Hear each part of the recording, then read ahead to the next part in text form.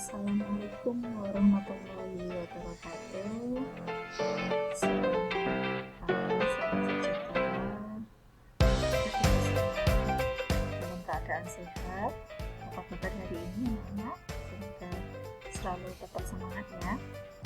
Baik, hari ini materi kita tentang mental disorder dan permasalahannya. Ini merupakan prioritas yang kedua tertinggi setelah saya melihat dari hasil AKPD kalian. Oke, kita mulai.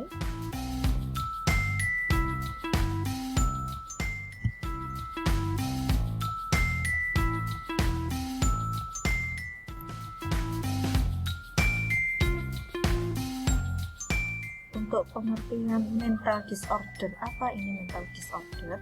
Disorder itu artinya adalah ketidakteraturan atau gangguan. Berarti mental disorder ini ada gangguan pada mental diri seseorang. Nah, gangguannya apa?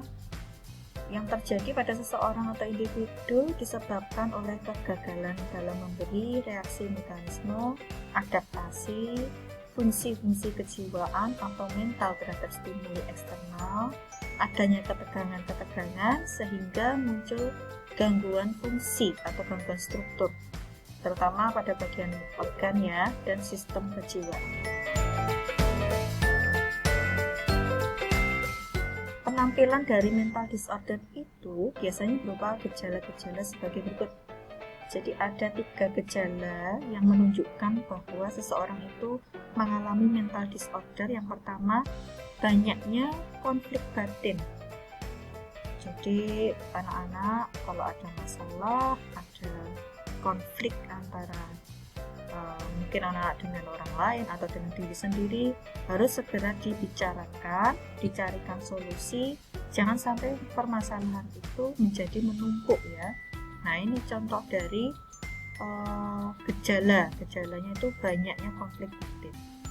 Lalu komunikasi sosialnya terputus, jadi tidak ada komunikasi dengan lingkungan. Ini contoh gejalanya. Jadi pendiam, murung. Nah, itu. Ada gangguan intelektual dan emosional yang serius, yang biasanya dia bisa mengerjakan tugas, nilainya bagus, ada terjadi penurunan, nilainya menjadi turun, emosionalnya menjadi labil, mudah marah. Nah, itu contoh gejala yang muncul pada mental disorder. Lalu tandanya, nah ini ada yang lebih rinci. Seperti apa tandanya? Alam perasaan tumpul atau mendatar, menarik diri. Jadi dia menjadi seseorang yang menarik diri, mengasingkan diri, tidak mau bertemu dengan orang lain, berkomunikasi dengan orang lain.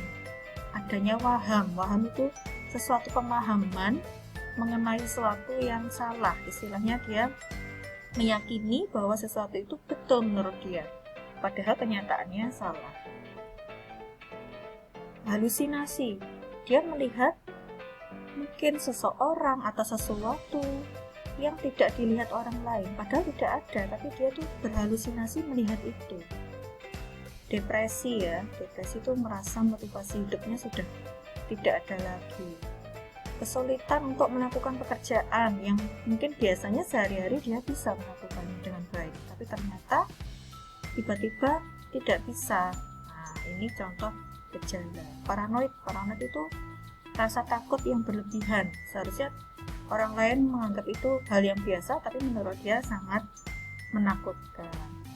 Suka menggunakan obat hanya demi kesenangan. Nah, ini hati-hati, mungkin ya dalam penggunaan obat ada resep dari dokter, mungkin dia salah menggunakan obat juga bisa untuk nanti dampaknya itu penyakit mental.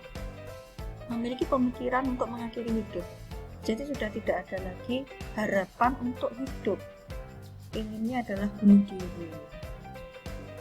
Terjadi perubahan diri yang cukup berarti, biasanya terlihat fresh, ceria, bahagia, terlihat rapi, tapi mungkin adanya gangguan ini, ada perubahan banyak, dia tidak peduli dengan penampilan.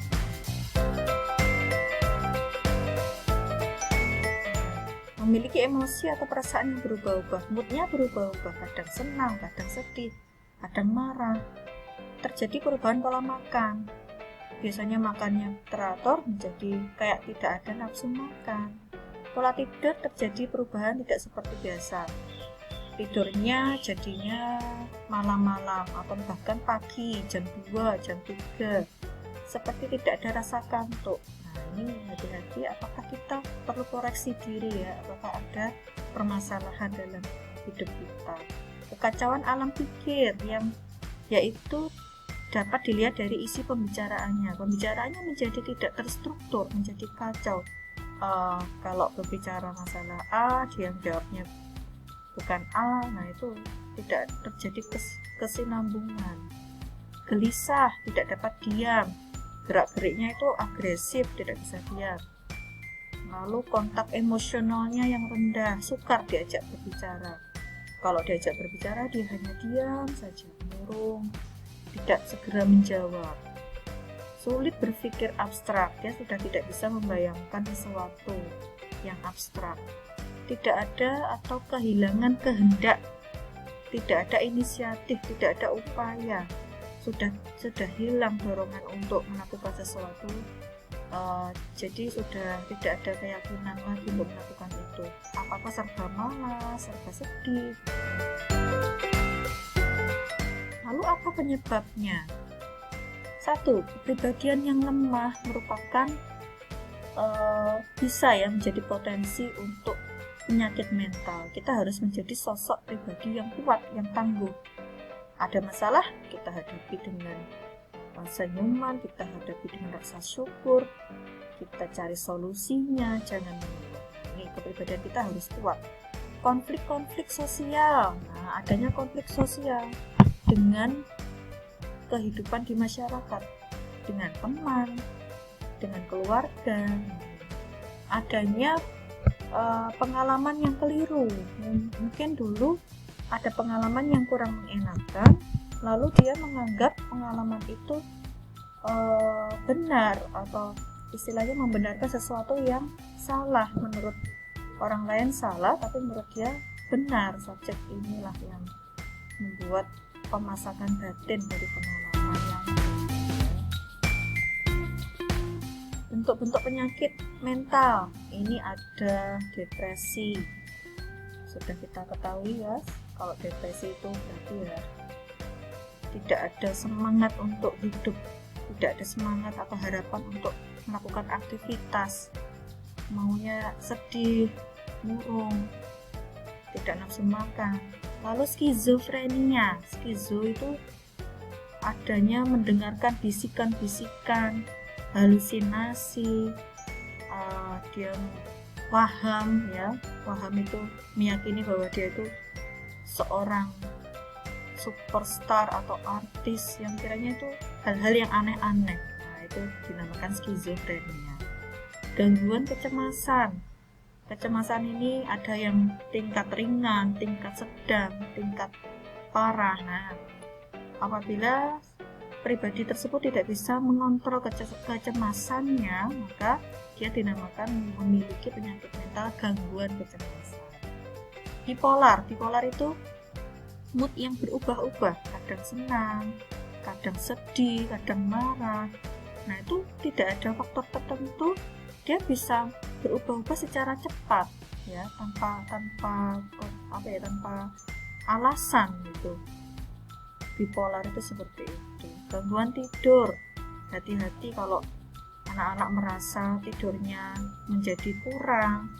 Awalnya bisa tidur lebih awal, sekarang jadi tidak bisa tidur, seperti tidak ada rasa kantuk. Nah, ini contoh bentuk-bentuk gejala juga penyakit mental.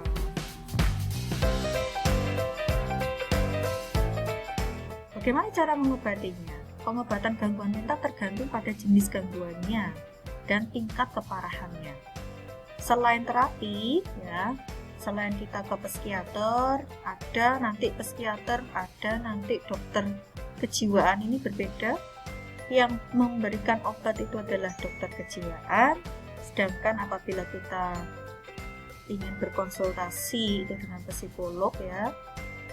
Nah, jadi nanti kita ada terapi perilaku kognitif untuk membenahi pemikiran-pemikiran atau pola pikir yang salah.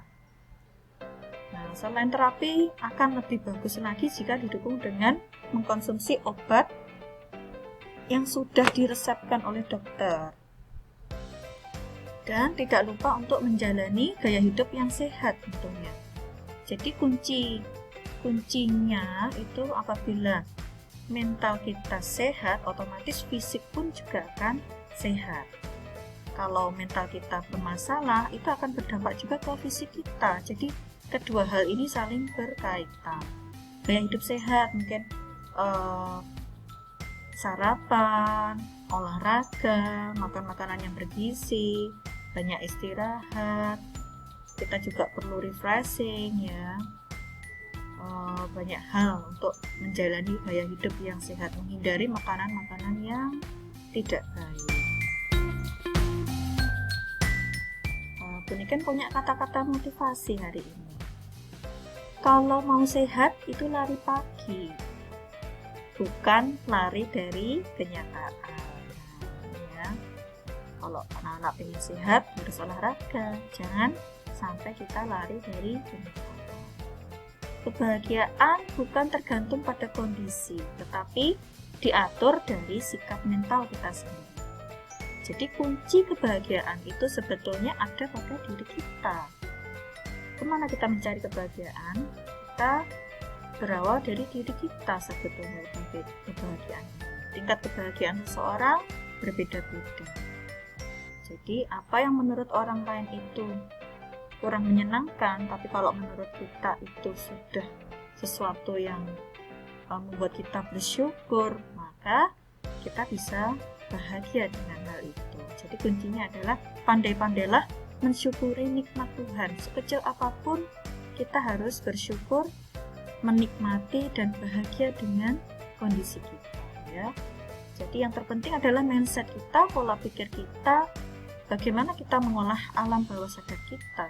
Maka otomatis mental kita sehat, fisik pun juga sehat ya.